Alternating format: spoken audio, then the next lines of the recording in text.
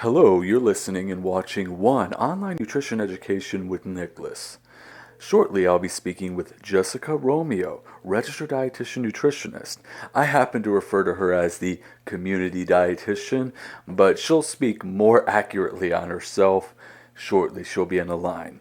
In the meantime, I just want to introduce, if you're new to One, an online nutrition education source.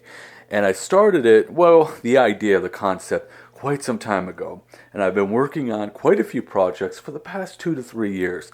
This that you're going to be listening to happens to be one of the two.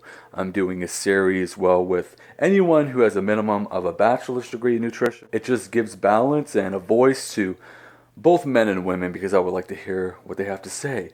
That's what it's about for me. So, okay, Jessica's on the line. I would like you to introduce yourself. My name's Jessica Romeo. I am a registered dietitian, and I'm currently working on a master's degree in health and human services. That's awesome.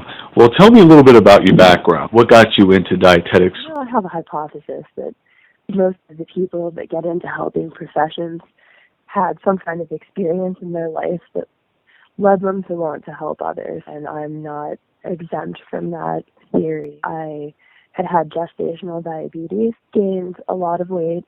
I ended up weighing almost 300 pounds. I tried every fad diet out there to help myself and just wanted to be educated, learning the scientific way to try to help myself and help others. And so did you research the dietetic nutrition major before attending?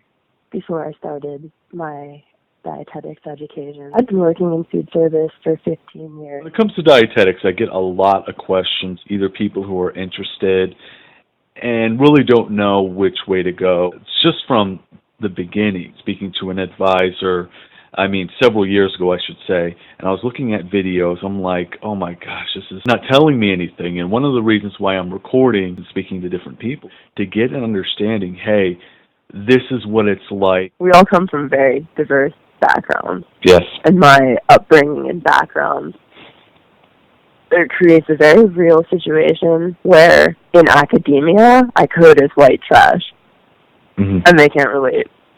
And this is a very real thing where you have to educate speech patterns out of yourself in order to move up or be accepted by people that can't possibly understand what it is to come from absolutely nothing. I'm going to be perfectly honest. I have an arm covered in tattoos, but I have to keep a 3/4 length shirt on all the time. Not because I'm ashamed. I'm proud of my body art. It's there for a reason. But because people have a judgment. And for those of you listening, I'm kind of in that same category. You know what? I mentioned that in my personal interview with myself and other people. I felt like I couldn't relate. There was a disconnect. And I learned to understand that, not take it personally, and you have to do your own thing. I'd like to expand on that a little bit.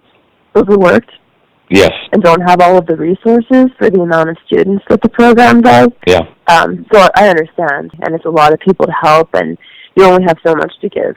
You can't help people with everything that you have, or you don't have anything left for yourself. The faculty, in being critical, does that to help us grow. So I appreciate that. It taught me a lot of discipline, and it did make me grow. I often felt a larger separation between the faculty and the students. You weren't part of the club. The faculty in dietetics was always available. You're absolutely right. I think they exhaust themselves trying to do their very best. It's an overload. It's impossible to have one-on-one personal relationships with every single student. So tell me a little bit about you getting involved your first year. I actually, at YSU, went to career counseling that match you to careers that you would probably succeed in. And dietetics came up because I had the food service experience. I prepped ahead. I wanted to know, what could I succeed at?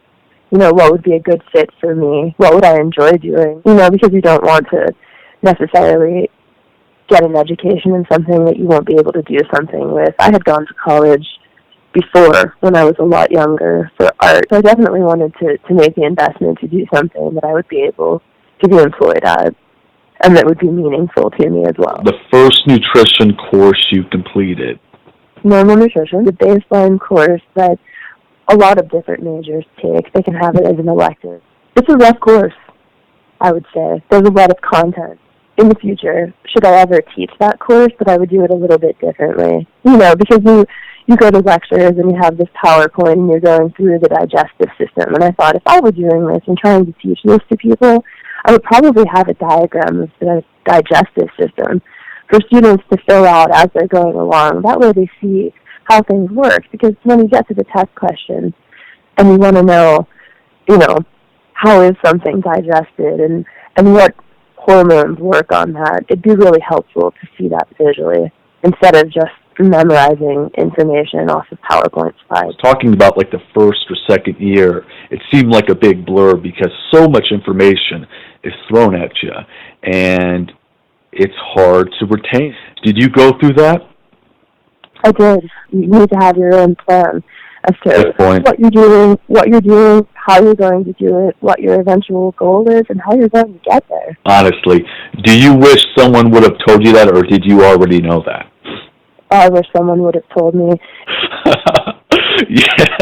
So much has changed with the internet and everything to where information is becoming more available, and it's great that you're honest about it. When it comes to your natural sciences, I think that is the core that really prepares for what's ahead. Some people may not take those courses seriously. Again, the organic chemistry, biology, anatomy. Yes, it's very important to understand physiology and anatomy. The digestive system is your business. Thank you for tuning into Part 1 with Jessica Romeo. If you haven't seen Part 1 with Garrett, Men and Dietetics, the same type of interview you're listening to right now, you should be able to find it. Thank you, and tune in for Part 2.